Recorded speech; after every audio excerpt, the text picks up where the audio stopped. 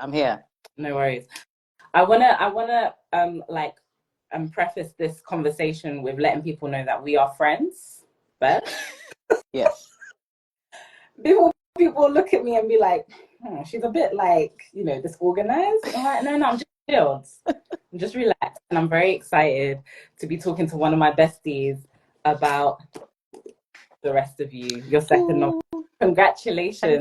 I'm so Thank you. um so I want us to let's just see who's here so we can say hi. Oh, hey Hi. Close friends and Shalane. family. That's it. Yeah, I don't know everyone else, but I can see that there's Sarah. Hello, Sarah Hart is here, and Nav Nell. So thank you so much for joining us. Aw, thanks. Obviously, Mame, you've pinned a Yes. post for people to connect to the playlist. Yes. I'm also just gonna. I have it open up here on my computer.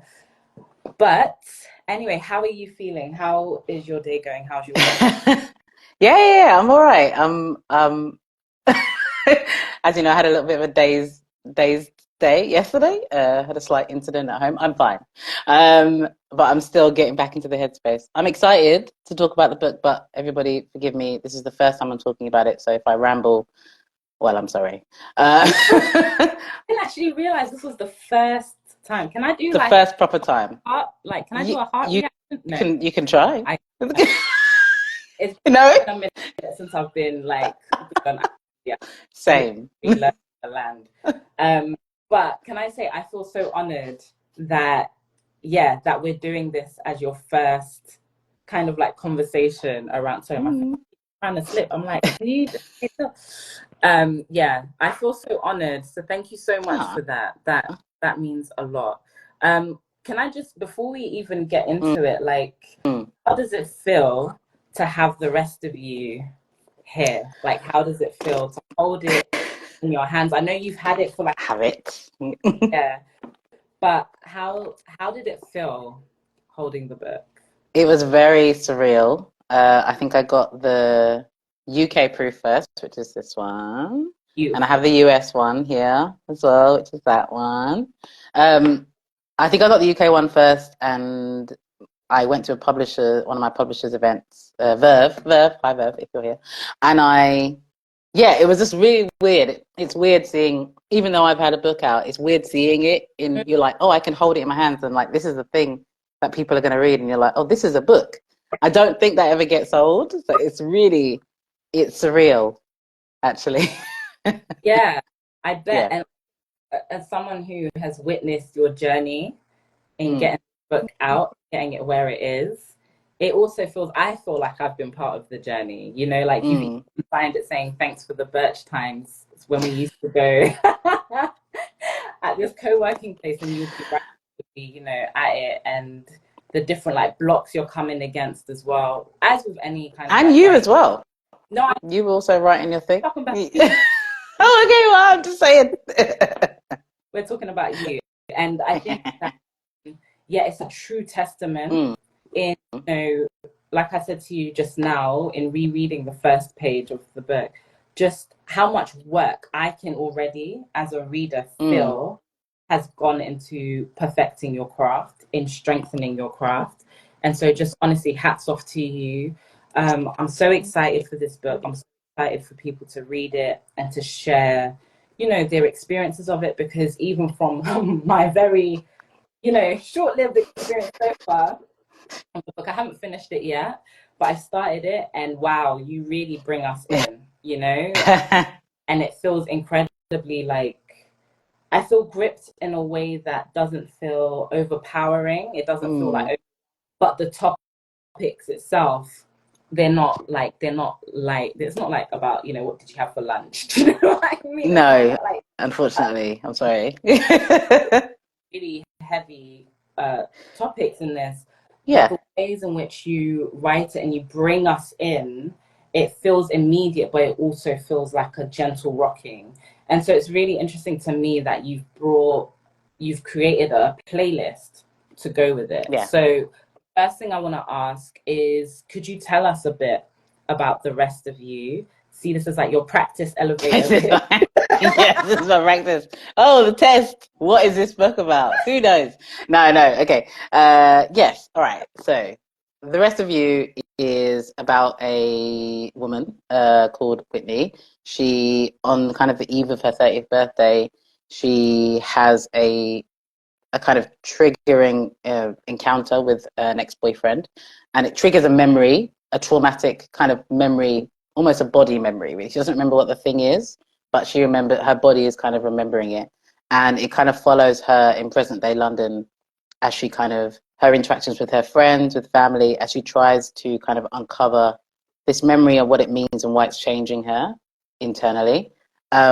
And then juxtaposed with that, the book goes back to the mid 90s in Ghana, in Kumasi specifically, and you've got essentially three characters: Gloria, Aretha, and Mame Sewa, and they are all three women that are taking care of Whitney as a child, as a kind of toddler, and there is an incident that happens at that time, and the decisions that these women make have reverberations into Whitney's present day life and have an impact on why she is or isn't connecting with these memories.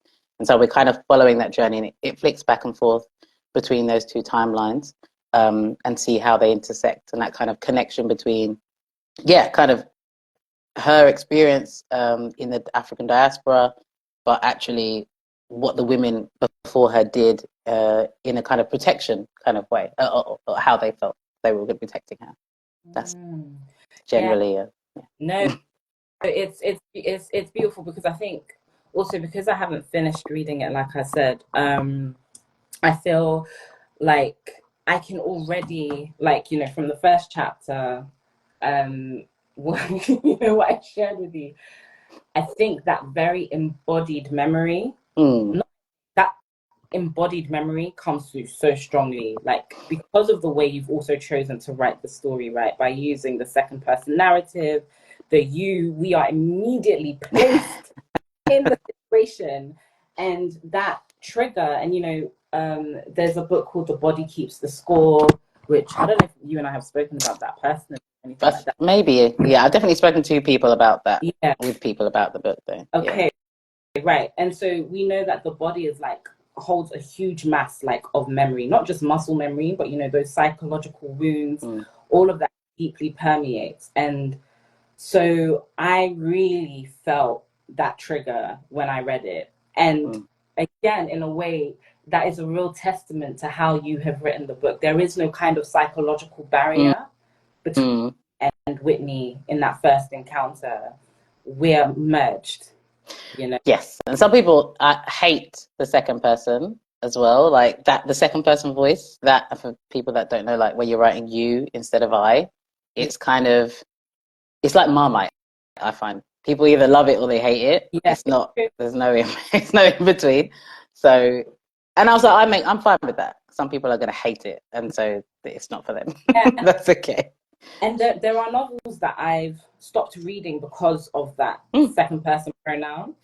And then there are, like, you know, I think I was telling you, there's another short story collection that I'm reading called Someone Birthed Them Broken by Amadewa Diaka, who's also a Ghanaian writer. It's a collection of short stories, and she moves between the second person and the third person. And I think there are first person accounts in there as well. So she plays around with that narrative. Yeah. And it's interesting. I think the two of you using the you, I've actually felt quite comfortable with it, even though you are dealing in both of your books with some like heavy topics. The ways in which it's written, and by the way, I'm not trying to scare you when I say heavy topics. I hope no one feels scared. I'm using Don't be scared. how Mame is able to capture us like so deeply from the onset, you know, and I'm very early on in the book. And you don't just write in second person though. So for people who hate second person, there's also a third person narrative. It switches, I promise. Yeah, it's the third person. Yeah. So we'll talk about the mechanics of that later, like the decisions behind that choice. But I feel like this is a really great entry after you speaking about the book to you reading to doing a first reading for us. And then I just realized I haven't even played the music yet because I've just been about the book. The music is coming. The music is coming. It's coming. So I think, yeah, maybe we'll introduce the playlist that way. So if you tell us where you're going to read from. So as in me, because I have the book. And then if you could give us a little bit of context of that. And then once you finished reading that, it would be great if you could tell us what song from the playlist matches that excerpt that you're reading.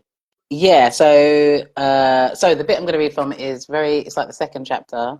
And as I said, it flips. So the second person is in Whitney's voice, and then the third person goes to like Gloria, Aretha, Maame Blue. So this is Gloria's chapter, her first chapter, that we meet her. And she's recounting, she's thinking back over her childhood.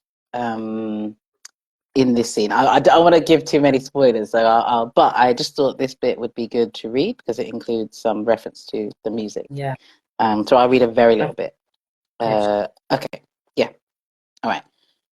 She returned regularly to the memory of Mummy teaching their house girl, Mami Sewa, how to make contemporary stew and the Sarpong way, using fresh spinach from the garden, the best spices. She remembered the way Mummy would carefully do Gloria's cornrows when it was time to sleep, singing gospel songs to her as she sectioned out each piece of thick hair, soothing her scalp with shea butter.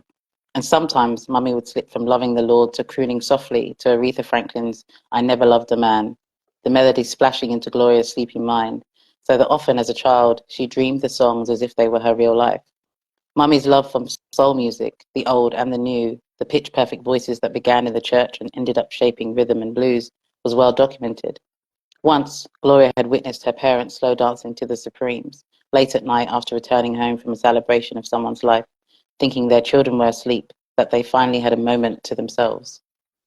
Later, Gloria wondered if she had created the scene in her mind to retell a different story of her parents' relationship, one with a stronger bond, despite its short life. She would never know for certain. But she would watch Mummy put away her secular records when the older aunties came to visit, despite her obvious desire for all her daughters to feel that same music in their bones, evident in the names she had given them, Tina, Aretha, and Gloria. All three sisters had found their way into the church choir as children, but Gloria's focus eventually shifted to other types of service, from her training as a nurse to taking charge of Sunday school. Aretha, too, had lost interest in singing by then, and in church. Tina was the star of the three, taking solos when she was only 6. Mummy never got to witness any of it, of course, but Gloria still had the childish hope that she was watching them all from above, and that she was pleased. Okay. That's it. Thank you so much. I think I know what song. You know what? Yes. You know what? Okay. Fun fact, guys. This song, I had put an Aretha Franklin song in the playlist, but this is a different song that I added in because I remembered I mentioned it, but I hadn't added it in. Anyway, it's in there. Yes. So is it the Ain't No Way? No, it's I Never Loved a Man. So you'll see, you go back to it, you see I added it in. Wait, yeah, okay, let me. It's right at the top. Oh, I can't see it. Wait. It's right at the top, all the way to the top of the playlist. Sneakily. I can remember seeing that. Oh, yeah, 4 minutes ago. Yeah, I see it. Okay, all right. I'm just going to play like a few seconds of that track. Mm-hmm. And then I'm going to ask why this song in particular. Can you hear that? Yeah.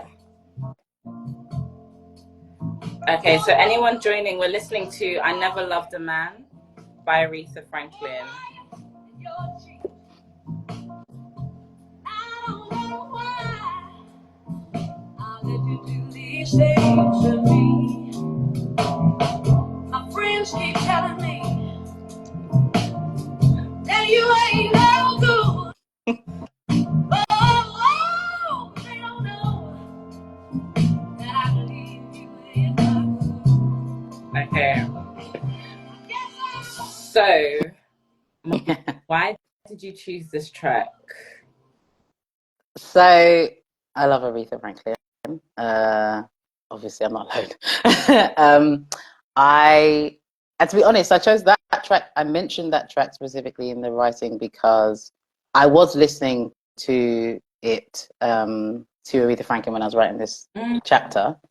And sometimes it's a happy accident. Sometimes it's not like I put on the song and I'm like, oh, this is what I want. But it was on, maybe it was on shuffle and then that was it. Yeah. But I used this song specifically because I wanted to kind of demonstrate how their mother, who in this scene, if that wasn't already apparent, had passed away. This is Gloria's mother. This is the scene from the 90s. This is in the past. Has passed away. But yeah. Anyway, sorry, Mommy. So if you want to just let us know again what the book is about, the rest of you. Yes, very quickly. Yeah, it's about a young woman. She turns 30 and she has a kind of memory triggered, but it's kind of like more of a body memory than the actual memory. She doesn't know what it is, but it's a kind of reminder of something that happened in her childhood. And she can't quite grasp it, but her body remembers. And so we kind of follow her present day journey as she's kind of trying to discover this through her kind of relationships with her friends and family. And then the book also goes to the mid-90s in Ghana, in Kumasi, with three characters, Gloria, Aretha, and Mami Sewa, their house help. And the three of them are women that were taking care of Whitney when she was a child. And the thing that happens and their decisions they make after that are the things that impact Whitney then later as an adult and are the things that she's trying to uncover. So you kind of go back and forth as you kind of follow both of their concurrent journeys through time. Yeah, right. And you've written Whitney's account, the main protagonist, in second person. Yes. And the other three women in third person. Third person, exactly. In the 90s in Ghana. Okay, cool. All right. So we had such a beautiful time, like exploring that a bit earlier. But for the sake of time, and yeah, it's all gone. It's all gone. You know, impermanence. But yeah. So we Mame read an extract from early on in the book from Gloria's chapter, in which we learn about, it's implied by the time in the excerpts that Mame read that Mummy is gone. And Mummy has passed on. And you know what? I love that you said when they'd come back from the celebration of life, because everyone knows what that means. Yeah. You know, and I do love that when we think about, you know, the death, like kind of transition, that we call it a celebration, as opposed to, even though obviously mourning is very much part of it, but the rituals are really about celebrating the life of someone. And I think there is something that is innately joyful about it. Oh, thank you. Virtual Sunday book club. Yes, I'll do that. Sorry, it was in the last one, but it's disappeared because, of course. Well, that last one is going to be haunting us. It's going to be haunting us, and here we are. It's fine. It's all good. It is what it is. We will have time for a Q&A at the end, towards the end. So if you do have any questions, please do hold off until we mention that now's the time for questions, just so we don't lose it. But if you do want to comment on any of the things that we're saying, please feel free to do so. Would love to hear how you're engaging with the conversation, for sure.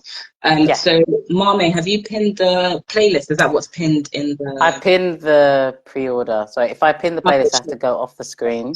No worries. But the playlist, you can go to my... if you go to my profile, you can find the... my profile. This is how bad at technology I am. It'll be there, but I'll post it as well afterwards. Yeah. I mean, for someone who is the first event that you're talking about your book for the first time, you're doing it on IG Live. I think you're doing all the things, and you're doing all the things beautifully, you know. And like you said before, it's not about getting it perfect, right? No. So we were talking about Aretha Franklin. I Never Loved a Man. So that's the track that we played very shortly before IG decided to cut off. They said no. This party's over. So going forward, I will try and just play like maybe 10 seconds of the track. 40 seconds before. So hopefully we'll just at least catch the vibe just a little bit. Hopefully it doesn't cut us off again, innit? Yeah. But I never loved the man. And you were given the reason why you had chosen I had never loved the man for that Yes. that you read. And basically I wanted to juxtapose it with this idea of the mum being, yes, she was a very God-fearing like woman, but also this is Gloria's perspective and her memories. And she's the oldest, so she has kind of probably the most memories of their mother before she passes away, giving birth to her youngest sister, Tina. So how she's this, but she also loved like soul music and Aretha Franklin, and like went from singing like gospel music into songs like this where it's like, good, like this man and da da da da. I think I just wanted to show her complexity and maybe how some of those things have trickled into Gloria's way of seeing things, even though it's subtle. But as I said before, I was listening to a lot of Aretha Franklin at the time as well, so it's kind of, that's the kind of sense I wanted to bring up. The vibe I also got from her character of the mum, who we don't see that much. Like you only see her in little bits here and then, and that's it. Yeah, and I mean it's interesting because you're talking about three women who helped to raise Whitney, so they're incredibly important in her life, right? So the fact that the mum is present through the music in this excerpt, but not present physically, is also a really interesting.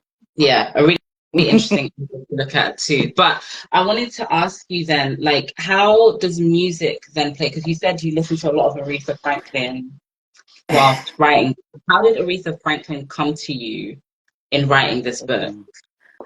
I guess me growing up, like that was a lot of like soul music was playing in my house. My grandma used to love that kind of music. She was also very, very God-fearing, but she also like had loads of records. Secular. It was kind of her secular music. Kind of, it's in my, I know it's right, well, that's the word that they would use. Like that's what I grew up knowing about. And also my mum as well, like loves like soul music. So I think I've kind of grown up with it. And so for me, it kind of touches something deep. And part of it is probably because I also love gospel music. Like I kind of grew up in a church where we sang a lot of gospel music. Like, and so that's still like even though I'm not very religious myself anymore, like that's still a part of kind of my heritage. So I still listen to gospel music. It still kind of touches me, and I know that's like the birth of where a lot of people like Aretha Franklin, Whitney Houston like began. So it's kind of, I feel like they're much more linked than we often, I guess, discuss. And absolutely. There's some sense of that really, it's like a stronger sense I get from that than maybe other types of music. Yeah, and it's interesting because you've got Usher on your playlist too, and he struggled through, being part of the church choir. Even though his music doesn't have the kind of like soulful kind of like, no vibes like Aretha does. It does remind you of like the kind of like organ church choir. Yeah, it doesn't. But yeah, so I see that, and obviously you've also got Stormzy in here, and like his albums, and that gospel influence too. So yeah, so I can see that. That's really cool. So let's go to, there was another question I wanted to ask you, but because I want us to try and stick to time, if it's okay with you, could we go to the second reading? So yes. And if you could give us a little bit of context of what it is that, what the excerpt is about or where it lands in the book, and then, and then you can tell us the music choice afterwards. And we just got to play. Okay, well, you mentioned Usher, which is ironic because I'm going to read a little bit where he appears. So basically, this is I'm not going to tell you where the book this is because I do not want to spoil it too much. This is a scene between Whitney, who is our present day London character, Whitney, our main girl. She goes to a club, basically. She goes to a kind of bar/club with her two friends who she hasn't seen for a long time, or they haven't been out in a while. and they're kind of reuniting. And her best friend is Chantel, one of her really good friends, Chantel, but they haven't seen each other for a long time. And so this is a kind of reunion slash something. So I'll read a little bit from this, okay? Okay. Right. Where am I? Okay. You hadn't noticed the physical gap between you get bigger until you twisted around, and for a long moment you couldn't see her anywhere. It was too dark, and maybe she was spinning alone now in her own world, where it was safer. You reached out when you spotted a flash of green again, her luminous dress like a lighthouse above the misty sea of bodies, but you hesitated when you heard Usher's You Make Me Wanna spill out of the speakers. You watched in slow motion as two arms reached back out towards you, holding your hands and pulling you further onto the dance floor with them. Chantel was eye to eye with you in seconds, and you could feel the heat emanating off all the bodies around you, so close you could almost make contact. It somehow revived you a little, and you laughed as she serenaded you with some of Usher's words. Before anything began between us, you were like my best friend. She bopped and swished in front of you comically as you laughed along, grabbing at a moment of joy again. She spun around and you caught her by the shoulders, shuffling along on beat so that she quickly joined your two-step and could see your mouth moving to make words. Are we still best friends? It came out loudly and you watched her confusion even over the din of the music. And then sadness seemed to take over her features. Aren't we? I'm gonna stop it there because I don't wanna read it. It's a tiny, tiny bit. Yeah. And I mean, I feel like that switch, anyway, we'll come to like the emotional journey you take us through with the book. But so do you want to do the honors and tell us what the song is, Oh, Olivia? yeah, yes. Sorry. It's Usher. You Make Me Wanna, for all the Okay. R&B lovelies out there. Okay, so let me just play. This is a test now.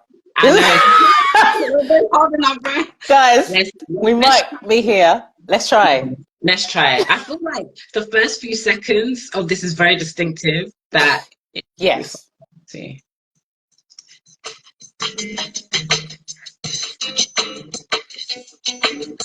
Okay, so I'm gonna kind of like bring it down now because it's 11 seconds and we don't want to be. I don't want to cut off. Please, Instagram. Also, that really speaks volumes to this track, like the fact that you can listen to it within the first 1-2 seconds and know what song it is. Yes. That's how distinctive and yeah, what a masterpiece. But I wanted to say, so this extract that you have read for us, I love how it segues into the question of their friendship. So when you were thinking about this scene, them being in the club, her discovering Chantel and everything else, did the music come to you first to create that kind of like segue point into both of them discussing the status of their friendship?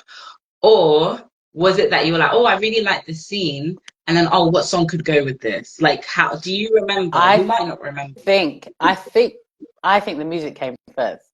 And okay. I know that's weird, because for anyone who knows the song, you know that's not what it's about, okay? The song it's not really about friends. It's about a guy that wants to turn his friend into, more than friends.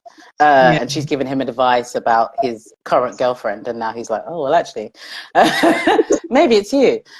I'm, R&B 90s baby. I didn't grow up I wasn't born in the 90s. I mean, I was alive in the 90s to enjoy the music. And I always remember that song was everywhere, and like, it's still great. It holds up. But I remember it being that bit of the song being a thing that me and my friends would sing to each other. Like, I don't know, just because you're like, best, but it just, even though, and then also having my little, like, kind of R&B girly thought of, like, oh, one day I'll be the best friend that becomes the love. It's very dumb. But all of those.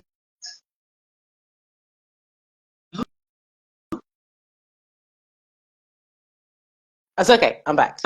Instagram is really testing me. Anyway, oh my God, let's just pretend that didn't happen. All of the memories of that all kind of gone into what I wanted to tell, the story I want to tell about their friendship, which is any piece of music, anything can be that memory shared.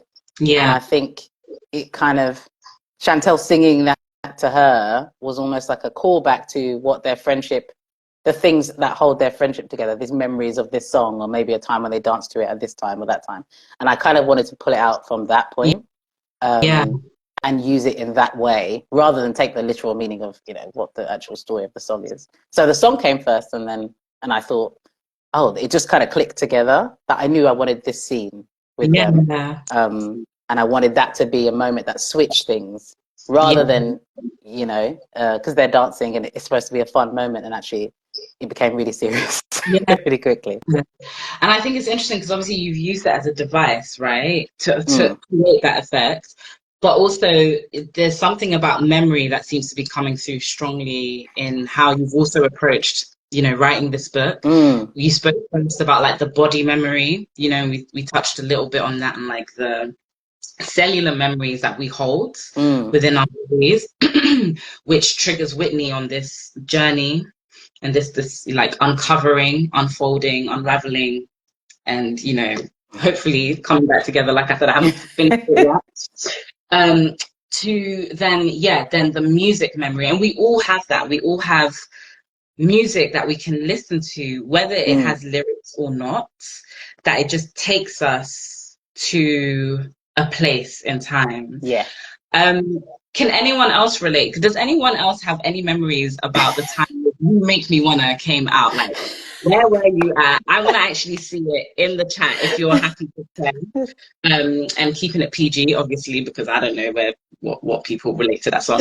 But I was a very small child when this track came. But I loved it. I can still see like little Marcel just really vibing out to this song, and just thinking like, wow, what conundrum Usher has. Yeah, it's so serious. Oh gosh, what is he gonna do? But no, thank you, because every time I hear that, it does instill it does remind me of that childhood joy. So Mm. thank you. Like feels like a bit of a gift. Secondary school, Nat, Yeah. Niasha, Sabrina. Oh, Oh, I sweet. like this mention of Friends. I Yeah. love that. Big era. Oh yes, that's finished school, was going to college. It was a big era. It was. It was. It was really like defining. Yeah. Yeah, definitely, definitely so. And I feel like I'm becoming one of those people now. They're like, oh, they don't make R&B like they used to. 100%. Like, Listen, it's true. I know the other day, Tyler the Creator was like talking about rappers today are like meme rappers because you know they're just like putting out music to create memes, like you know dance like Mm. songs and stuff. And I just thought, yeah, look at Tyler. He's also saying that, and he's like in his 20s. The man is young, and he's like, what's happened to him?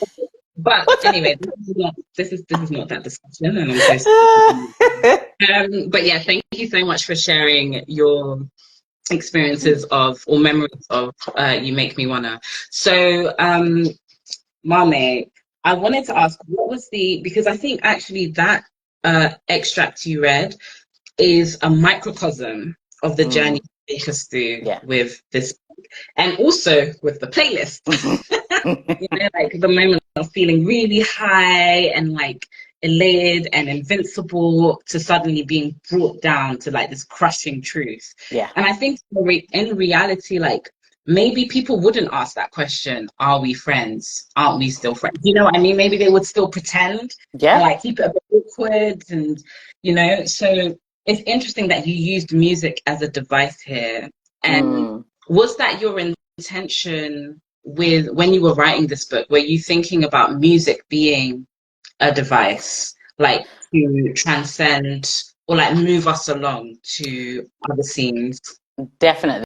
Like, even music's always, for me, if I'm writing a novel length thing, music plays a really big part, because it helps me either like get into a mindset of a scene that I'm trying to work on, or a character. If I think this is this character's vibe, this reminds me of this character, this makes me think of them in this way, I will either sometimes I've accidentally found a song and I'll kind of add it to like a little playlist that I've got going as it goes along. Yeah. With the rest of you specifically, it was very, it was very, yeah, it was very organic. It was whatever I was listening to at the time. And then maybe there would be songs I'd have on repeat.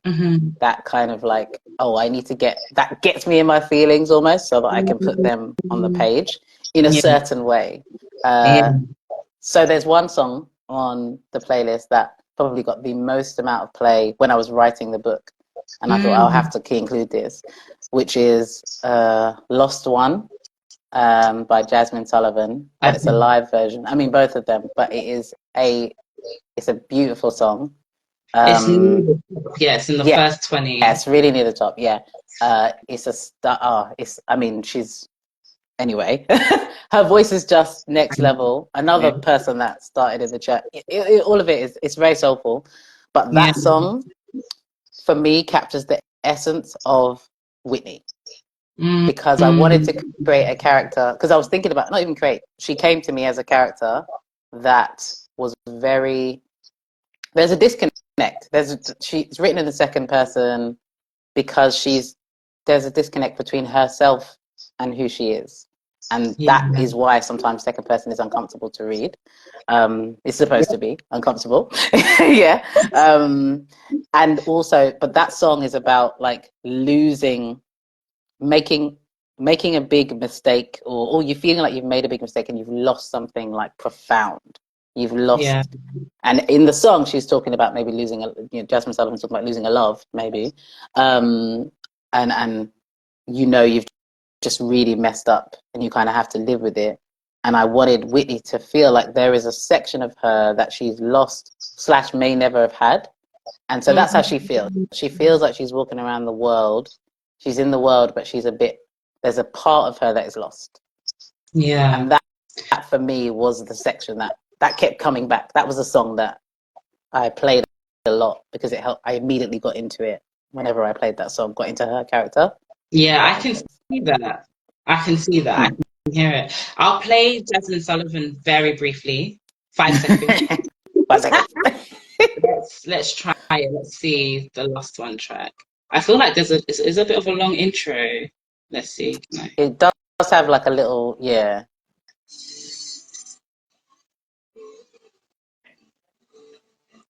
Okay, yeah. Oh. Sorry, that was me.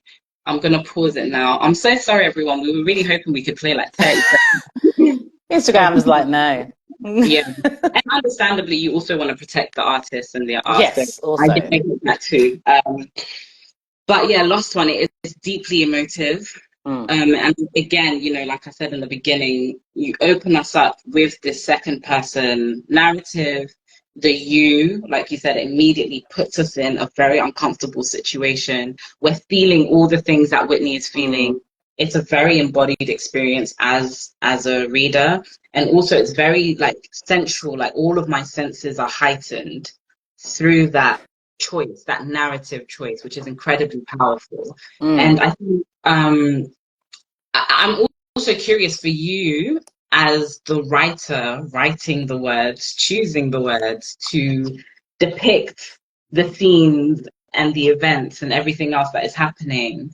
Like, what did that do? Did you feel, was it a different experience writing in the you to writing in the third? Yeah, so really interestingly, so that Whitney's parts were all, I spent a lot of time on them. They were all written first. So all of the my intention wasn't necessarily, I didn't intentionally go to say I'm going to write the whole thing as you, but that's the voice that came out, and it seemed to work for her. So I wrote all of Whitney's parts, all of the London present day parts first. Wow. And I would like to say it flowed, and that is a lie. It was difficult, guys. You know what? Why? Because it was the pandemic. Yeah. We were just at home. Apart from when we came out, and then me and you would go right together. We came out with our masks. We did. We came out with our masks. Everyone. We were distancing. Okay, we didn't spread anything. We were in this place, like co-working space, and it was that a lot of the book moved in that space because of those sessions. So like, I'm eternally grateful. Yes. And then what happened was I was researching the second part of the book that at that time was going to be a separate book. I was like, this is going to be the next part. You remember? Because I said it was going to be, oh, it's going to be part, this is part one. The next book is this, blah, blah, blah. Yes, This yeah. is just going to be present. And for a bunch of reasons involving the wonderful inspiration of my agent, Maria Cardona, Sarah. Hi, Maria, if you're there. We had a discussion, and I was about to go to Ghana and continue. I was doing research about Ghana, the past and the 90s for this next book. And then she was like, I think they need to be one. See what happens. And I was like, maybe, I don't know. And then I went there and I was in Ghana, and the Ghana bits just came. I would say I wrote those in like a couple of months. They were done. It was a Right. fast, like it just flowed. Me being there, and then suddenly it made complete sense that this was actually one book and actually you needed it. And so actually that second person journey was very different. The second person was uncomfortable, and it reads uncomfortable. It's supposed to be uncomfortable, but that's her voice. And the third person was a bit wider, a bit more open, but allowed you to, get into these different characters' kind of lives, but in a way where you're kind of slightly stepping out, because I wanted to have a broader view. I wanted it to have a bigger kind of meaning than one person's experience rather than all of theirs, and how it all meshes together. I'm not sure that's answered your question, but anyway, that's. No, it has, it has. And I mean, there's more questions I want to ask, but I think let's do the third and final reading for this. And Yes. Okay. again, if you could just give us a little bit of context and then let us know the music afterwards. So, Absolutely.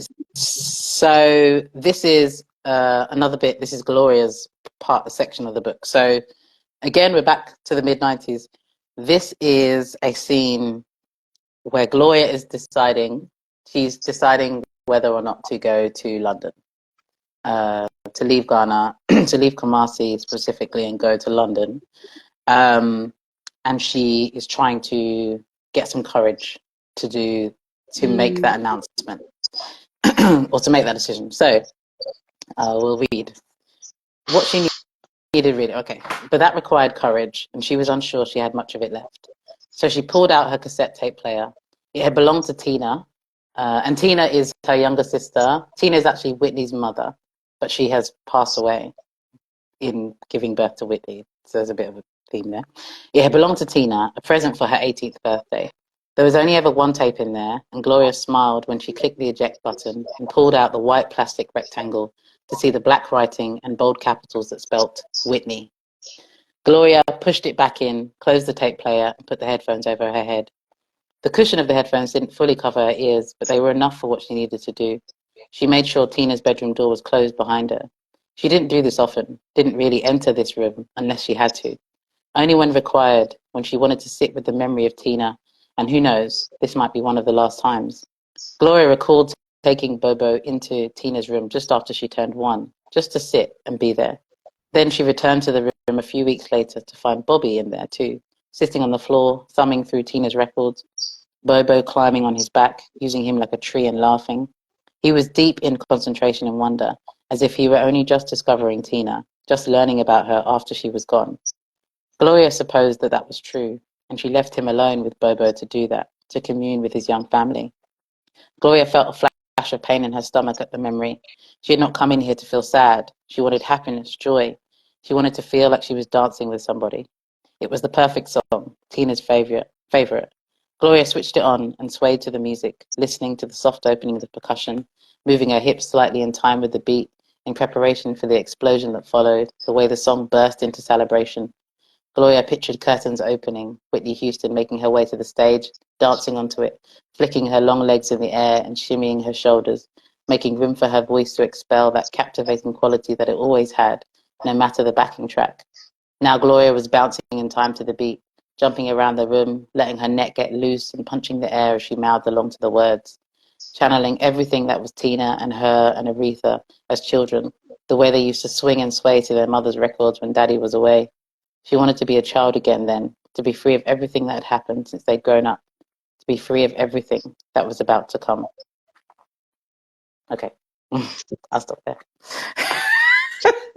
Am I ruining you? Mame, honestly, you are so gifted, and I mean, and not in like a throwaway comment, because you work hard at this too. You know, it's really easy to say, "Oh, you've got such great talent," but you know, if you don't harness that talent, it dies, right? Your commitment to this book, to your craft, you know, even through your workshops, right? Which I've attended one of them, and some of the lessons from that still kind of like play in my head. You're just so gifted, and you Oh, work so thank hard. you. And I'm really seeing all the success with the book. And when I say success, I'm talking about money, yeah. Bring the I'm not gonna money. say it, yeah, bringing the money, bringing the TV series. Do you know what I mean? Because I can see it visually. I can really see it visually, and obviously, I think we all know what the song is. Does anyone want Yes. to guess in the chat what they think the song is? We attended an amazing workshop. Oh, thank you so much, Virtual Oh, Sunday thank Book Club. you. Also, can I just say, I love how we were talking about gospel and choir. I think that was earlier in Yes. the first, The first bit. which has now died.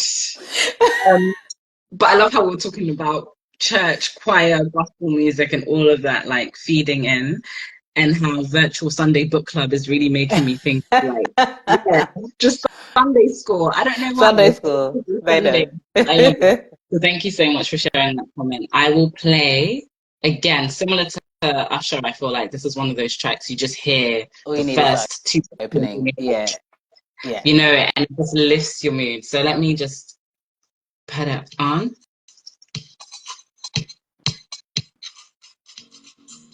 Okay, let me not get too lost in the sauce. Okay. One day I'll do one of these where we're on like Zoom or something, guys, and Instagram has nothing to do with it. Just joking. Love you, Instagram. You know, like hey, listening. Oh, geez. Yeah. But yeah, I mean, there are quite a few things I want to ask you more around the curation of the playlist, why this playlist was important for you to put together and share. But Yeah. before I do that, anyone who has any questions, please do pop them into the chat. If you don't have any questions, but you want to share memories of this Whitney Houston track in the chat, please do. Yeah, it'll be really great to hear from you. So yeah, so we'll give you like a minute. Whilst people are doing that, Mame, why Whitney Houston for Tina? Uh, because obviously, I mean, it's a bit on the nose, but obviously Whitney is my main character. I know, Whitney is I figured. yes. Her mother Tina, named after Tina Turner. Mhm.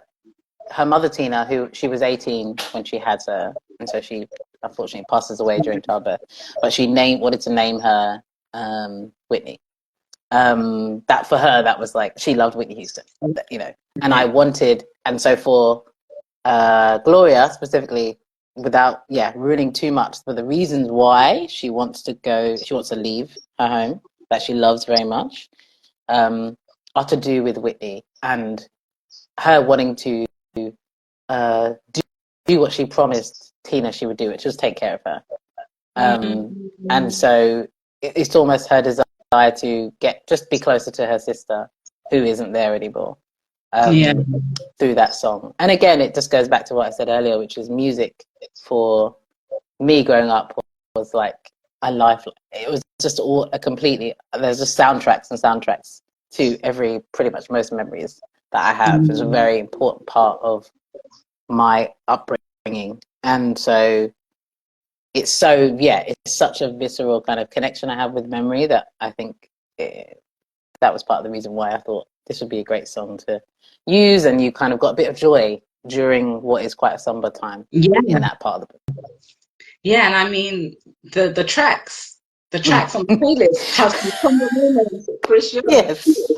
So whilst we're waiting for, I'll give everyone else another minute. If you have any questions, please do pop them in the chat. No pressure. If not, if you're just enjoying the vibe, that's great. Um, but how did you approach the curation of this playlist? Yeah, like I said, it was kind of adding as I go, like whatever I was listening to at the time I was writing. But then when I started to look at it, and I was like, oh, actually, yeah, it does feel like a roller coaster of emotions, as you said. Like it opens with like a kind of dance, kind of girl in the mirror. Yeah, I think it's girl in the mirror. Track, and actually, that's a track that you sent to me. Yeah, that was you. This is like a couple of years ago. You were listening to it and you were like, oh, this is, I don't know, you listened to it and you were just like, oh, I like this song, and you shared it with me, and I was like, oh, this is perfect. Yeah, and I was like, this is, and it just kind of, and it took me to a different place, and I was like, oh, yes, this one. And so some of it had been, that curation had been matching it up with like scenes in the book that I think are significant. Sometimes it's scenes, sometimes it's characters' feelings. So which explains the roller coaster of the, and of course it's a long playlist. Like, you know, I think it probably is coming to like 3 hours right now. It's not, and it's not necessarily something that you need to read the book and listen to at the same time. But I would encourage you to listen to it as a way to get into like what the journey of a novel can be, because that's what it was for me. When I listen back to it, I'm like, wow, this is a real journey. But obviously when you're in it and you're writing it, you're just going with the feelings. But for me, the biggest thing of writing any book is I just want you to feel something. Even if you hated it, or I hate that character, I don't like the decisions they made, that's fine. I made you feel something. Job done. I'm happy. Yeah, your job is definitely well done. Very well executed. But yeah, no, so I guess in that we're at 1 minute left. So a huge congratulations to you, Maame, on this incredible piece of work. Like you have poured yourself into this. It's very clear from the very early pages that I'm even on in reading it. The playlist definitely gives us the vibe of the emotional journey and just how equipped you are in getting the reader there very, very quickly, you know, to feel all the feels. And that's not an easy thing. And you do it so seamlessly as well. So congratulations on the rest of you. Here's the books. Let us do this. I'm very bad. Out again? What's it's out in the US on the 8th of October, and it's out in the UK on the 29th of October. But you can pre-order now. Exactly. Go to my profile, and all the links are there, and the link to the Spotify is also there. So yeah. And it's also thank you, Maxine, for ordering it from Australia. It will be out in Australia next year. I just don't know the date yet. Yeah. Thank you, Maxine, for supporting. So important to have that. Thank you. And so tell people about it. Support in the best ways that you can, virtually, physically, in person. Let's give Maame her flowers. And Maame, again, I'm so incredibly proud of you. Thank you for this gift, for this offering, for us as your readers to journey through these very heavy but incredibly transformative, you know, moments, you know, that make up our lives. And also letting us know that we aren't doing life, you know, solitarily. You know, we are doing it in co-journeying. In community. That's it. Exactly. Thank you so much for agreeing to do this. Let me be annoying. Be like, oh, can you do this for me? I appreciate you, Marcelle. I appreciate you too. Yeah. I'm sure. Hey, babes. Sorry, I've just seen in the chat. Sorry, yeah. So you're saying, yeah, no, absolutely. I just feel so honored that this is your first one, and it's an IQ Live. You are a brave babe. Living on the edge. And I hope you enjoy the rest of your day. Take care, my love. Thank you. Thanks everyone for joining us. Bye. Bye. Bye.